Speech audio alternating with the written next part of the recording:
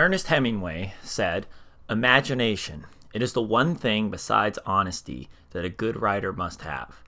The more he learns from experience, the more he can imagine." Ah, a Hemingway quote about honesty. And, yeah, maybe he ended up killing himself due to his rampant alcoholism. Sure, he was also pretty systematically sexist throughout his life. Did he get followed by the FBI? Almost definitely. But what does that have to do with this guy? If you are at all interested in modern emo music, which I know sounds like an oxymoron, specifically what has been called the emo revival, then you have probably listened to a band that includes Evan Weiss. Evan Weiss has had hands on many projects, both playing in them or, more recently, producing several albums as well. Evan is not quite old enough to be seen as one of the grandfathers of emo music, like you might view Mike Kinsella of Owen, Cap'n Jazz, and American football fame, and who plays with Weiss in the side project There, or Jeremy Ignick, which I have no idea how to say his last name, from Sunny Day Real Estate. But instead, Weiss could be seen as a cool uncle of emo music. He's been around for a while, and to put it simply, the amount of projects that he has been involved in is staggering. Weiss first started out playing guitar and providing some vocals in the band The Progress, based out of Cherry Hill, New Jersey, where Weiss grew up. They achieved some success and released 2 albums and an EP. Weiss was unable to convince his bandmates to make the band a full-time pursuit, which is detailed in some of his later songwriting.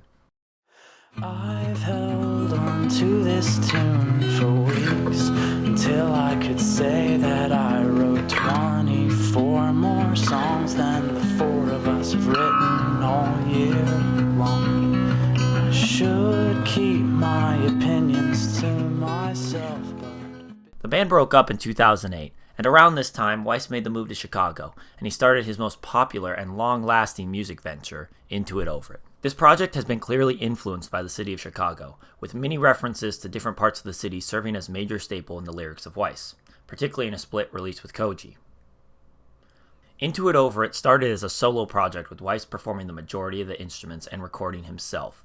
His first project was to record a song every week for a year, releasing the songs at the end of each week. By the end of the year, all the songs were compiled into one mega album of 52 songs, aptly titled 52 Weeks. This album was what caught my eye as a listener because the concept behind the album was daring. Being creative is hard, and setting a schedule for yourself and then following through is impressive. Also, each song on the album is unique and stands out, with some being lo-fi recordings in the back of a van with an acoustic guitar. My finest suit, my one and only starched and hung, will finally get put To full band jam sessions that border on the more aggressive side.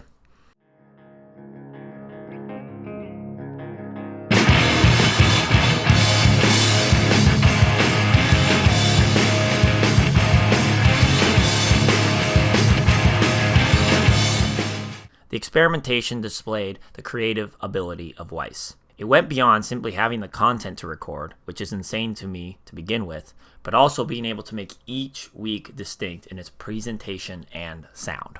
The next project for Into It Over It was just as interesting, with Weiss releasing several different splits with different emo bands such as Cassavet and Everyone Everywhere. Each of these splits had Weiss writing songs about various cities across the country. These were then compiled onto the album 12 Towns, released in 2011. This album featured less experimentation in the sound of the album, but it offered new topics for the songs to focus on, the topic of travel and touring coming up consistently throughout the lyrics. For the first years of Into It Over It, Weiss might record a song with a full band, but on tour he would go out alone, performing the songs with only an acoustic guitar. This provided the audience of these live shows with a unique experience to the studio albums. In later years, Into It Over It became more of a full-fledged band, with some rotating other members and 3 more full albums under their belt, with Proper, somewhere between caffeine and nicotine. You will find me unentertained and worn out, pressed to the steps beside my house. Intersections, This afternoon I heard your voice. It's the first time in what felt like years. and Standards.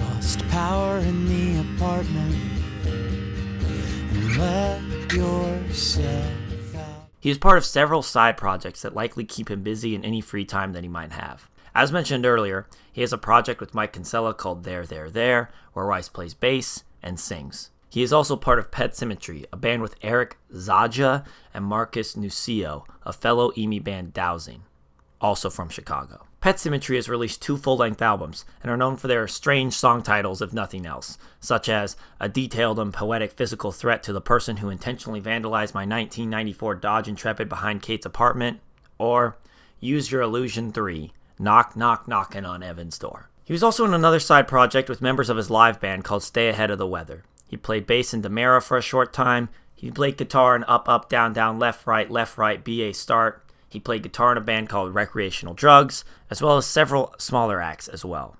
He makes a lot of music. He's also produced several albums recently, such as You Blew It, Abendroy, The Jazz Junes After the Earthquake, Pet Symmetry's Vision, and Signal Midwest as well. This dude is a monster, and the more that you get into all that he has done, the more impressive it is. But the thing that makes me appreciate him so much is not just his work ethic or his seemingly endless creativity. Instead, it's the fact that he seems so normal. Whether it is in interviews, on stage, podcast appearances, or even in his lyrics, everything about Weiss seems grounded. He's not the starving artist seeking to create some form of masterpiece. Instead, he is able to embody this spirit of honesty with most of what he does. He wakes up and tries to make music. He goes on tour, probably sometimes treats it like a job. And because of that, there's a connection that can be formed that isn't there with some loftier artists. For instance, I love Radiohead, like a lot, but I couldn't see myself getting a beer and just hanging out with Tom York. He's otherworldly. But I'd love to just sit down and chat with Weiss, and that makes him special. Here's a quote from Weiss's Reddit AMA that sort of sums up what I'm trying to say nicely. People expect me to be this perfect representation of what they expect me to be, and I'm not. I'm flawed, just like everyone. I swear, I eat meat, I drive aggressively, I have quirks. It's natural. Sometimes people judge you for not being like them, instead of art, which is really strange to me. Weiss's art is grounded, so judging him by other standards, get it? That's the name of an album that he made. Is unfair. And if anything, it allows us to see how normal he is. And that brings me to my final point. I started this video talking about how Weiss is an important figure in emo music, but in reality, he really isn't all that emo with heavy quotes around that word. His songs don't lament girls not paying attention to him, or getting out of that suburban town, or any of those other cliches that emo bands generally fit into. Instead, the songs are about Weiss's life. Sometimes they are mundane things that have happened, or sometimes it's a heartbreaking story about a friend passing away. But the concept of writing lyrics solely based on events, places, and stories from your life lends to the honesty that is projected by Weiss. But that isn't just emo. The music style itself can sort of be categorized into that way, but it could also be seen as alternative rock, closer to Death Cab for Cutie rather than Rites of Spring. But we compartmentalize because that's just how our brains work. But simply shoving Weiss into the sad white boy corner of music is doing him a disservice. Personally, I've been impressed with Weiss ever since I first heard his music by stumbling on an acoustic set of Embracing Facts on YouTube. The more I learn, the more interesting that he is. But he isn't perfect. He is, however, a stalwart in the music that I like. He's a journeyman with many tours, albums, and projects under his belt. He may not set the world on fire or sell out Wembley Stadium, but he will keep making honest, straightforward music. And that's something I admire even more than double platinum albums. At the end of the day, a lot of music is about connection. And how can I connect to the musical group, the songwriter, whoever it may be? For Evan Weiss, it's incredibly easy to connect with someone who's so open and honest in their writing. This connection does not take the place of actually knowing Weiss on a personal level, but it gives you a glimpse into his life that allows you to reflect on your own. And at the end of the day, that is a powerful purpose in art.